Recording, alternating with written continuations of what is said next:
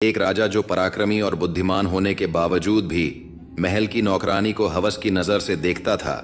राजा विक्रमसेन का महल सुंदर स्त्रियों से भरा रहता था, लेकिन उनकी नजर हमेशा नई सुंदरियों की खोज में रहती थी। महल में कार्य करने वाली सुरेखा एक साधारण दासी थी, लेकिन उसकी सुंदरता अनूठी थी।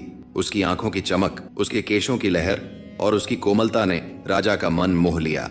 एक दिन जब सुरेखा महल के तालाब में स्नान कर रही थी, राजा ने उसे छुपकर देखा। वासना से भरे राजा ने उसे अपने कक्ष में बुलाया और उसके रूप की प्रशंसा करने लगे। सुरेखा भयभीत थी। वह जानती थी कि वह एक साधारण दासी है और राजा के साथ संबंध उसकी जिंदगी बदल सकता है, लेकिन राजा ने उसे महंगे गहने और वस्त्रों का लालच दिया। धीरे धीरे सुरेखा भी राजा के मोह में बंध गई।